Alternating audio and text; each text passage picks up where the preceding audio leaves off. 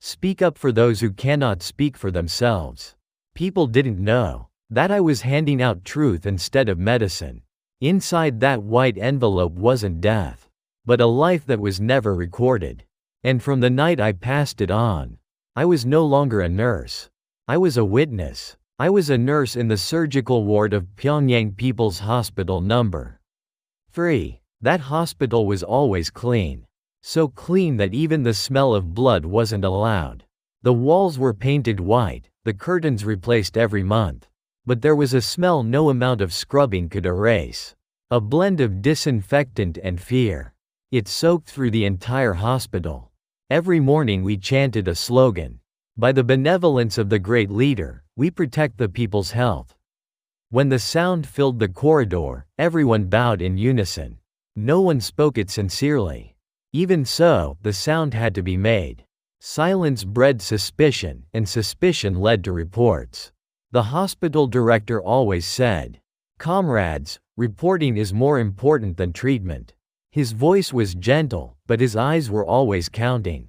The number of the dead, the survival rate, the reporting dates. Our job wasn't to care for patients, it was to maintain statistics. 3 times a day I made the same rounds. Soldiers wrapped in bandages, children who couldn't stop coughing, and people whose consciousness had already slipped away. Their names still sat on the ward roster. Beside each name was a small box recovering. The moment you checked that box, a person's life and death changed. The doctor stamped, I signed. That was the whole procedure. At night the corridors grew quiet. The lights were never turned off. At least one fluorescent tube always flickered, throwing a long shadow. Under that light I mixed medicine. Penicillin had long run out, so I thinned what remained with water.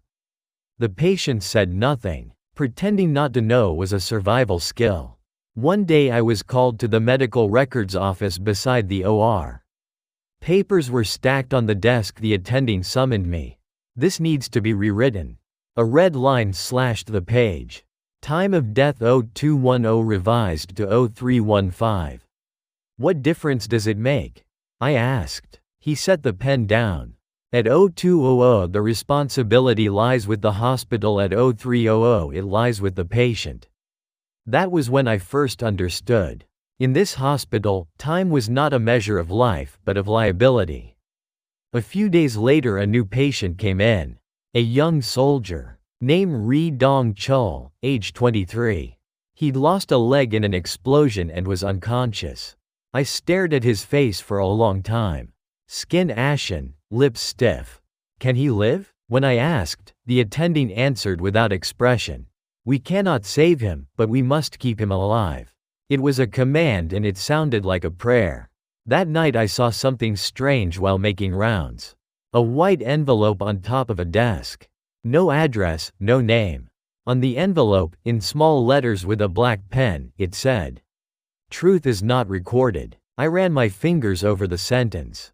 The paper was warm. Someone had been holding it just moments before. By morning, the envelope was gone. No one knew who took it.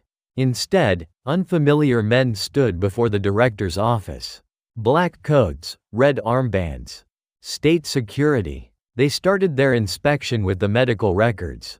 The records don't match. That sentence shook the entire hospital. Someone shut ward doors, someone else burned papers. That afternoon the director gathered us. "Who caused a defect prior to reporting?" His voice was low, heavier than the air. No one answered. A single wrong flicker of the eyes, and your name appeared on a list.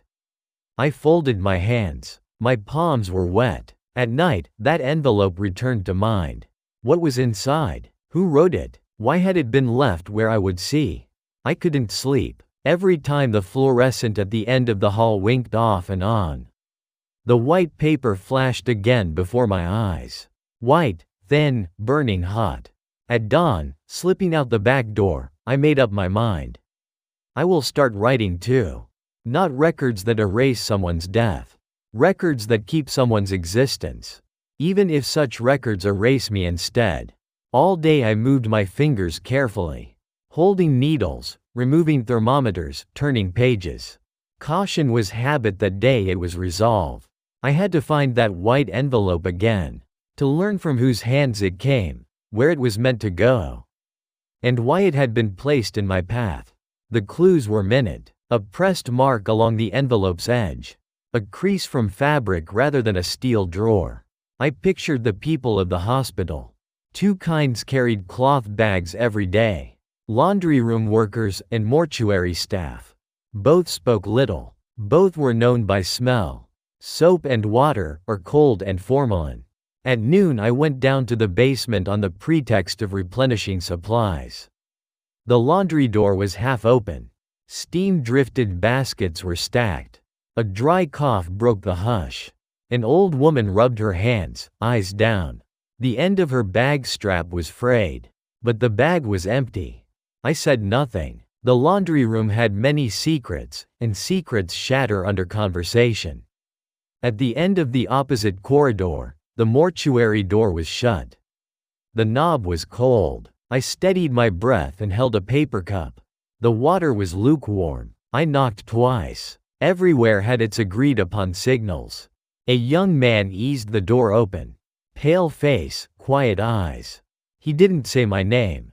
Names are the first thing to vanish when you're exposed. I offered the cup. They asked me to bring this from the OR. The lie was short. He took it with a nod. Through the gap I glimpsed white cloth, with a single dot upon it. A dot of black ink. From that dot I caught the envelope's scent. After the evening rounds the ward sank another notch. One row of fluorescents went dark. A shadow formed. I lingered at the charting desk pretending to adjust the duty roster. Footsteps passed at an even rhythm. The security man's soles were always regular. When the sound stopped at the end of the corridor, I went down the stairs at the opposite end. It was colder in front of the mortuary. Chill seeped through the crack at the door. I took a small gauze pad from my pocket and wedged it there. The door no longer closed all the way. I breathed in through the slit.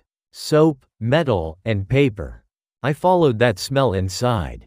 The room was dim. A wall clock ticked softly. The young man stood with his back to me, narrow shoulders. On a small side table lay a white envelope. I stopped. He turned. There was no surprise in his eyes. Eyes that don't startle belong to those who have prepared for a long time. He didn't pick up the envelope. He looked instead at my hands. Small cuts on the backs, needle pricks, stains of ink. He gave a tiny nod. Nurse comrade. That single word carried many meanings. Quietly I said, I saw that envelope upstairs. He tapped the table lightly. Down here, paths open only at night. I looked at the envelope. His hand rose and fell on it. This is the exact time of the dead. His voice was low. Times that ink in the hospital records cannot carry. The moment breath stopped. The moment resuscitation ended. A time unconnected to reports. Carefully I asked, why did you show it to me? Without raising his eyes he said, because only 2 people lowered their heads when the ward lights went out. It wasn't praise. It was confirmation. He didn't hand me the envelope. Instead he opened a drawer beneath the workbench. Inside were envelopes of the same size and color, lined in a row. A tiny number on each corner: 01, 02, 03. I felt the air with my fingertips. Paper remembers human warmth for a long time. He took one envelope out and set it on the table. This one needs to be returned. To whom? He paused. She cries here in the daytime. I pictured her. The woman at the end of the outpatient window, head bowed. Hands folding a food cloth, carrying a lunch tin. Ri Dong Chul's mother. I didn't pick up the envelope. He nudged it inward. In the daytime the hospital swallows people, at night it gives them back. I wrote that sentence on my heart. Giving back. That was their work, and tonight it was mine. We made an agreement with no words. We used paths, times, and objects instead. When I carried an envelope out, I would lower by 1 notch. The white towel hanging on the south wall of the ward. Seeing the signal, the mortuary would prepare the next envelope. By day the envelope would go to a metal basket in the shadow of the back wall. At night someone passed that basket. The man who pulled the bakery cart. He read the news by the basket's weight. Heavy meant medicine, light meant record. He always hoped for light. I slipped the envelope into my inner pocket. The paper touched my heart. The beat skipped a step. I turned to go, then stopped. "Why are you doing this?" I asked. "So I don't grow cold," he said softly. A short sentence. A long winter. I nodded. The corridor was empty. Only 2 fluorescent tubes burned. Light and darkness alternated evenly. Walking that in between, a person hears their own steps. If the steps shake, the mind shakes. I held strength in my toes. The envelope was light. Lightness weighed heavy. Back in the ward, the duty desk was empty. The second hand moved with perfect rhythm. I went to the south wall and lowered a towel by 1 notch. The shadow lengthened a little. Shadows don't speak, they confirm. Before dawn I laid the first path. Behind the hospital wall, by the trash bins, the metal basket. I rubbed the rust at the bottom with my fingertip. It crumbled like an old script. I tucked the envelope into the deepest corner and set a bundle of old gauze on top. The gauze was empty. An empty hiding place is the most perfect one. When the sun rose, the doors opened. People flowed in and out. Some cried, some kept silent. Near noon the bakery cart rolled by the wall. The man didn't turn his head. The wheel brushed the basket. A quick rasp of metal. Just enough to confirm. In the afternoon, a woman sat on the bench by outpatient. She held a cloth bundle. Her eyes were bloodshot, her lips were dry and cracked. I didn't approach her. Instead, I straightened the coasters by the cashier's window. Under one eye slid a thin piece of paper. In the alley behind the bakery, 2 p.m. She didn't read it, I wrote it. Tears fell without reading. Some people read without reading. Before 2, I left the hospital under the pretense of an OR errand. The air was cold. The alley behind the bakery was short. Old posters clung to the wall, letters half erased. I stood with my back to the bricks. Footsteps stopped. She was there. I took out the envelope and laid it in her hands. Her hands were cold, the paper warm. Slowly the temperatures changed each other. She pressed the envelope to her chest, lips trembling. I bowed my head. We said nothing. Words become evidence, silence becomes a promise. She turned to go, then paused. Her lips moved very slightly. Was he alive? I swallowed. I couldn't answer. She nodded. Thank you, anyway. It sounded like she was speaking to the envelope, not to me. She left the alley. Footprints remained. You could see the ones that went away. The ones that came toward were erased. By evening a new rumor spread in the hospital. A death report from yesterday disappeared. What vanished was a report the life had already gone. A missing report won't bring a life back. But it can change the shape of someone's crying. Crying doesn't vanish. Its shape shifts. And when the shape changes, it lasts longer. That night I went down to the mortuary again. The gauze at the door crack was still there. He'd left a new envelope on the table. A small number on the corner, 12. He rubbed his eyes with the back of his hand. There were 2 today. I looked at the envelope. And tomorrow? He lifted and lowered his shoulders a little. I don't know. Honesty was dangerous. So we kept it short. As I turned, I asked, "What if we get caught?" He didn't answer. Carefully he removed the clock and put it in a drawer. People who hide time. Envelopes that return it. I fixed that scene in my eyes. What you keep in your eyes is not easily taken. Climbing back up, I counted my breathing. Short to 3, long from 4. When short and long mesh, a person wavers less. The fluorescent at the end flickered again. I raised the towel 1 notch.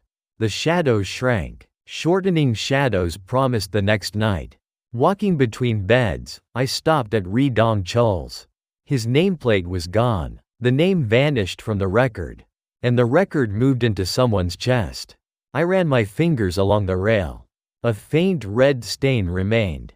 The kind that doesn't disappear even after 2 scrubbings.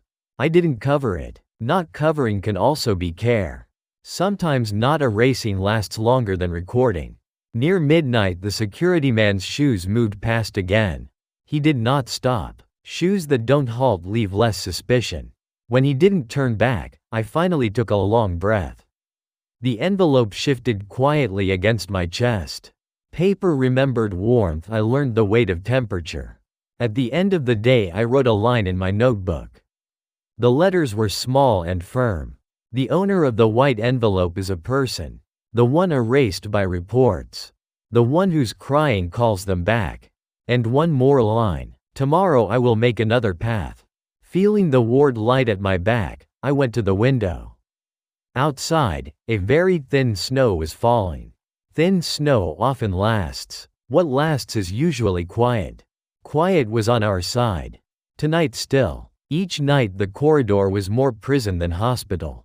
The light was short, the silence long. Everything was quiet, but only within that quiet did things happen. After delivering the white envelope, I woke at the same hour every night. My body was tired, my ears awake. Whenever shoes scraped the floor, I steadied my breath and counted. 1, 2, 3. Up to 3 was fine. If a 4th step sounded, it wasn't a hospital employee. It was the same that night. 2 knocks at the end of the corridor. The agreed signal was 3, only 2 came. I closed my notebook and stood. When I cracked the door, a young state security man stood outside. His eyes were wet. He held a document envelope. Night report confirmation. His voice was low, the ending hard. I took the envelope. It bore a stamp, inspection complete. The ink was red but still damp. He started to turn, then paused. Nurse comrade. I lowered my hand. Yes. There was a reporting omission here, wasn't there? He didn't smile. I dropped my gaze. I haven't heard anything. He looked at me briefly, then tapped the envelope's edge. Truth spreads faster than records. Which is why records must burn first. He left that behind and walked away. The corridor dimmed again. I shut the door and opened the envelope. Inside was a form in my own handwriting. Patient Ri Dong Chul recovering. It was my hand. My writing had been sent back to me. Someone had copied my record and returned it. Not a threat, a signal. The reported truth already exists elsewhere. I cleared the desk, opened the false bottom of the drawer. Inside lay a few remaining true copies of diagnoses. Ri Dong Chul, Kim Hai Sun, and unnamed patients. Their records were thin as breath. Sorting them with my fingertips, I whispered. Write like breathing, so it won't be caught, so it will remain like breath. In the morning meeting, the director was oddly composed. Errors were found in superior reporting. Heads lifted. What errors? A young intern asked. The director did not answer. He lit a cigarette instead. Smoke rose slowly. They said they smelled paper.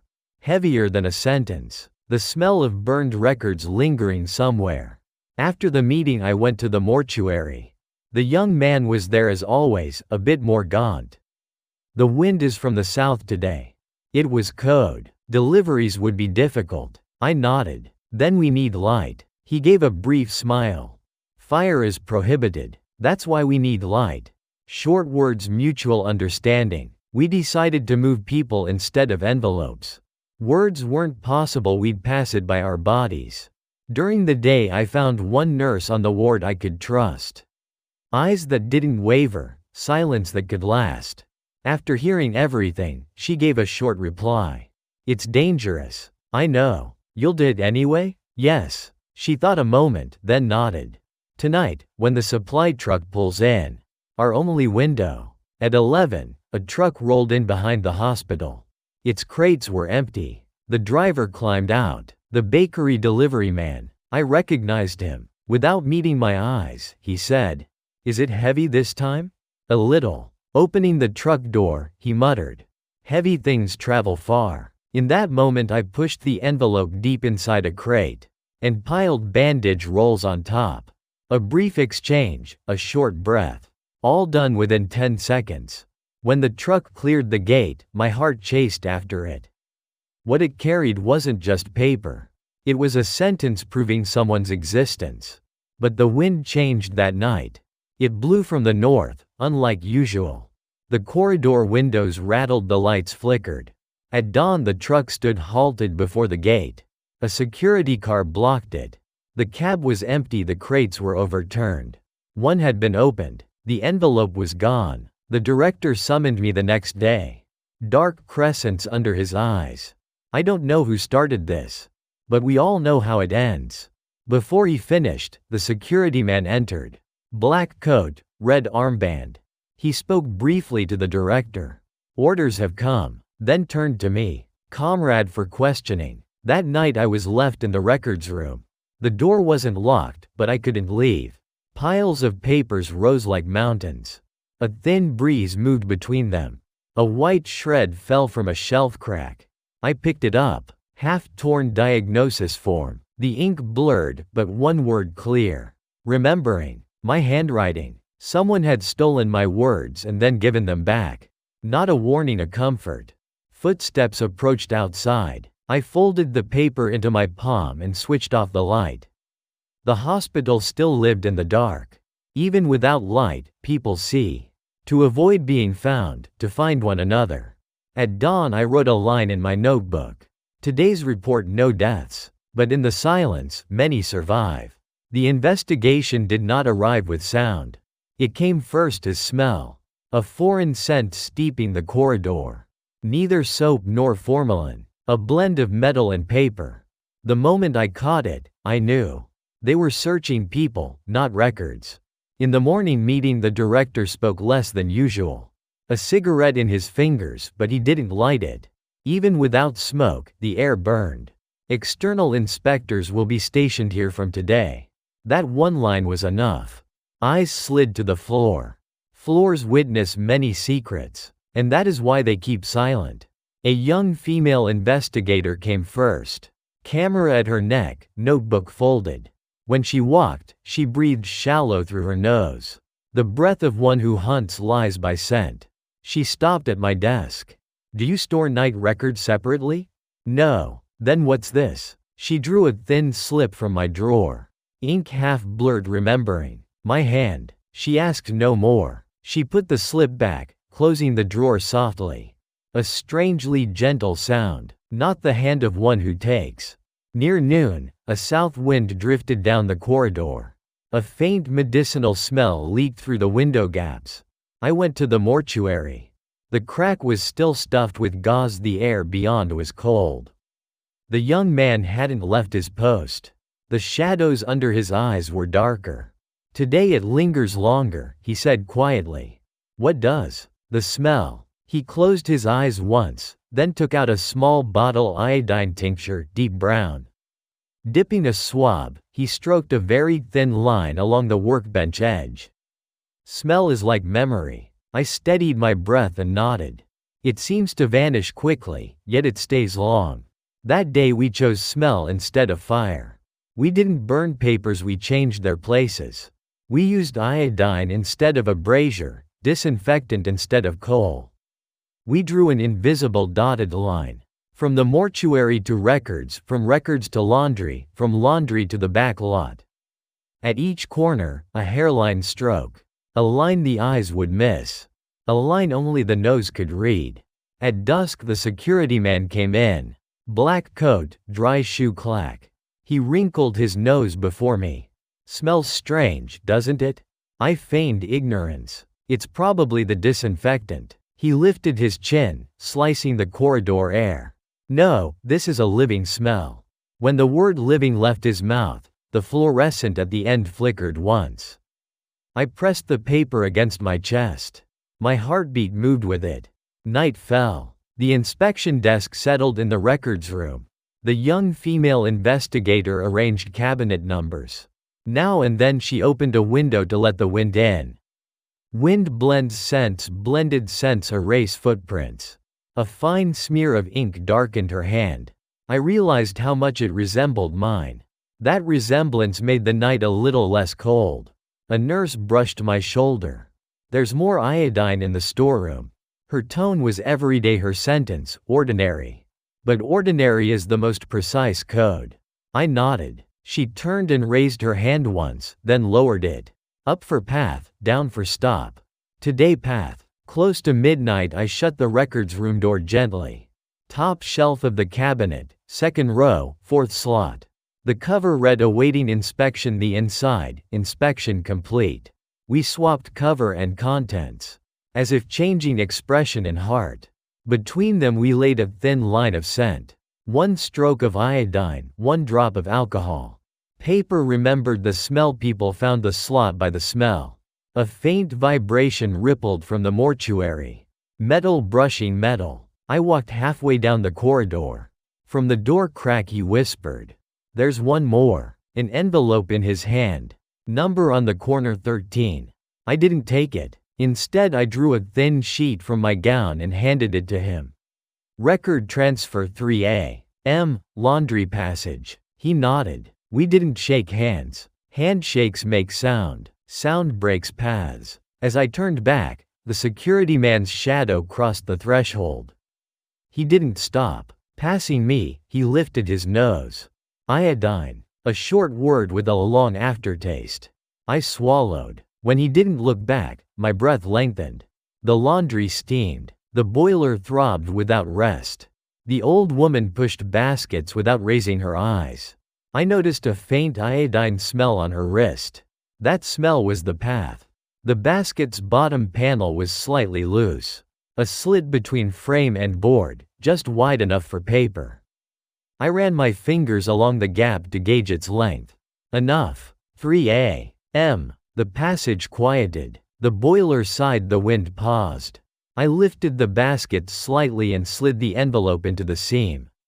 The corner scraped with a tiny sound. The steam swallowed it. Without looking up, the old woman said, "The bakery will be late today." I didn't answer. Answers become records. Instead, I lowered one towel notch. The shadow lengthened. Today was waiting. Waiting has a smell. A faint metallic tang the body gives off when tense. To hide it, I rubbed an alcohol swab over my wrist. My skin's scent shifted. I trembled a little less. Then hurried steps approached from records. The young female investigator's heels. She stopped at the passage entrance. Her eyes trembled a moment, then fixed. Do documents come to the laundry often? I shook my head. Only laundry. She glanced at the baskets, then at my wrist. The thin iodine line. Her nostrils flickered, a lengthening of her breath. She dropped a small slip of paper on the floor. It slid halfway under the basket. She turned and left. When her steps faded, I knelt and pulled the note out. Wind direction east. Back door clear at 5 a.m. Short script. Long care. We changed the time. Not the bakery cart, but the empty back door. Not watching eyes, but vacant air. At 5, when the sky turned bluish, I rolled the basket near the back door. The old woman didn't meet my eyes, just nodded. When I pushed the door, wind flowed in. The iodine thinned. I pulled the envelope from the seam and tucked it under my coat. Then slid the empty basket back. A face of nothing happened settled over the corridor. When the sun rose, the hospital became day again. Day scrubs smells away, but the remaining trace points the way. With the envelope in my coat, I went to the little alley behind outpatients. The night's moisture had dried thin on the wall. The bakery's back door cracked open, the man peered out. He didn't speak. He breathed lightly through his nose and nodded. I slid the envelope into the gap beneath his cart bed. A wheel turned, scraping metal. A sound like approval. On my way back, the security man stood at the gate. He didn't smoke. With empty hands he patted the air. The smell has changed. His words caught my ankles. I smiled lightly. We switched detergents. He didn't smile. Detergent changes, but people's smell doesn't. He stepped closer. Nurse, what smell do you live with these days? I chose no answer. I pulled up my sleeve and offered the alcohol tang on my wrist. He didn't twitch his nose. Alcohol evaporates quickly. He turned away. Iodine lasts. When he receded, I leaned on the wall and closed my eyes. The thin line of iodine still quivered faintly on my skin. Toward the evening rounds, the young investigator reappeared. Opening a window, she said, "Today the wind shifts west." Dusting chalk from my hands, I nodded. "Then we change the path." She shut the sash and whispered, "Change the path, keep the smell." Strangely warm, not choosing a faction, but choosing the side of human beings. That night I drew iodine lines again in the mortuary. On the bench edge, under the doorframe, in the grain inside a drawer. Places that tremble imperceptibly when touched. Those lines formed a map. Not the map by which reports erase people, but the one by which people find one another again. I wrote in my notebook, "Today's treatment linked the path by smell. Today's diagnosis human, temperature maintained.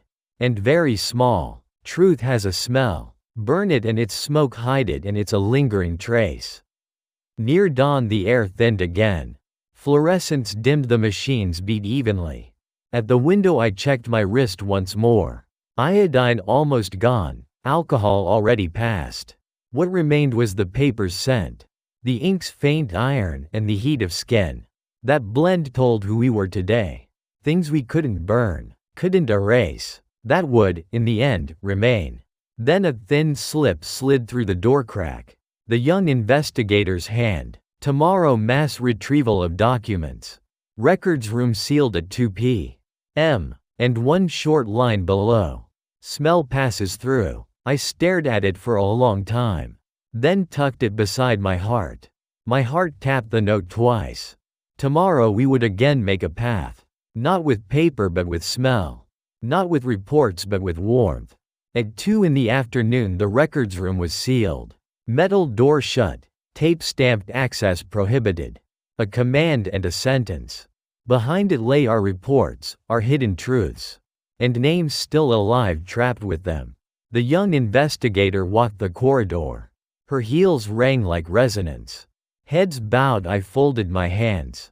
Passing me, she whispered, "The smell remains, right?" I gave the slightest nod. She didn't smile. She exhaled long instead. Breath lasts longer than words. By evening the corridor emptied. The security man made his final rounds. Opening a window, he said, "This smell familiar?" I gave no answer. "Iodine and ink?" He wrinkled his nose. "Both linger." When he left, the air grew oddly lighter.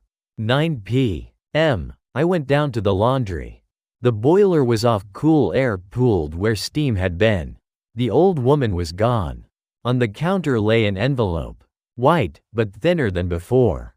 When I lifted it, I caught not paper but skin. Human warmth from within. Inside wasn't a report. It was a piece of gauze. With words in ink, smell is carried.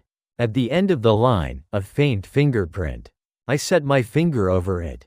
Our temperatures overlapped. For a moment a record formed that would outlast paper. The director did not return that night. A new superior arrived. The reporting system will be completely reorganized. He leafed through papers faster than his speech. Keep records, erase smell. Left as a sentence. Erasing smell equals erasing people. I wrote the diagnosis again. Ri Dong Chol deceased. Below, in very small letters. Temperature maintained. My hand did not shake when the nib touched paper. I understood then. Truth no longer remains in letters. It is passed by hand. The odor of skin, the heat of flesh, the unsaid look. Past midnight, the young investigator returned. No camera in her hand. Only a small glass bottle. No more iodine scent. Clear air inside. She held it out. There is nothing in here. True, only air. But inside that air was our night. This is not evidence, she added. It is testimony. I took the bottle and held it to my chest. Its temperature slowly rose. Not my warmth, but the warmth of the names we'd guarded. At dawn I stepped behind the hospital with a white envelope. Snow fell. Smells thinned, winds shifted. I tore the envelope and pulled out the gauze. Laid it on the snow. As it melted, the words blurred smell is carried. When the letters washed away, I covered the spot with my hand. My fingers chilled, my heart burned. Someone approached from afar, a man in a white coat. He stopped before me. "Are you looking for the report?" I shook my head. "There are no reports anymore." He looked at me and quietly asked, "Then what remains?" I pointed to where the envelope had lain. "Smell and temperature." He said nothing for a long time, then nodded. "That is the true record." When he left, the dawn wind blew. A faint trace of iodine dispersed. I hugged the bottle tight. The air inside was still warm. Truth, like scent and warmth, does not vanish. It moves. By morning the new superior would demand new reports. But I would write the same line again. Status recovering. And below it, a line no one will read. Symptom human smell preserved. I opened the window, wind came in. The iodine line had faded, but the smell lived on at my fingertips. With that hand I folded a white envelope. And I whispered, "Today, no one was erased." In the morning, white breath fogged every window. Winter had returned. The fluorescent at the corridor's end still flickered. Alcohol lingered faintly in the air. Everything seemed the same, but I knew. The air had changed. It was now air recorded by breath, not by reports. I no longer sign. I trace letters with my fingertips instead. I leave sentences with the faint warmth of skin, not the red mark of a stamp. Ink dries quickly, warmth stays. As long as warmth remains, people are not erased. Blank forms still sit on my desk, but a teacup rests on them instead of a pen. Under the cup lies a yellowed scrap remembering. The ink is almost gone, but the smell remains. Neither iodine nor alcohol, but the smell of a person. Families come sometimes. They ask, "My child, my husband, my mother, are they still alive?" I always give the same answer. The temperature is being maintained. Some weep at that, some smile. I remember both faces. Tears or smiles, both are ways humans remain. Towards sunset I heard she had left. The young investigator. On her desk sat a small bottle instead of a camera. Its lid was closed, yet the air inside was still warm. I held it and shook it gently. The air moved within the glass. Invisible, but alive. That night I wrote no reports. I opened my notebook and wrote a single line. Truth does not dwell on paper, it moves between people. As I wrote, the ink feathered. Ink resembles the heart's rhythm. When it stops, it hardens. When it flows, it remains. I set down the pen and pressed my palm to my heart. The beat traveled slowly to the pen tip. Not a record, a confirmation of existence. By morning the snow would stop. Footprints would trail over the white outside. They would appear in no report, on no roster. But for someone they would be proof of life. I still walk the hospital corridor. Light slides in faintly, the air moves quietly. I pause before a door and whisper, "Recovering." And beneath it, inaudibly add one more line, "Remembering." Even after I am gone, somewhere in this hospital the heart of ink will remain. Even without light upon it, it will keep beating with someone's warmth. Light doesn't descend from above. It always rises from below. That was not medicine, but the way of human beings. Thank you for watching this story.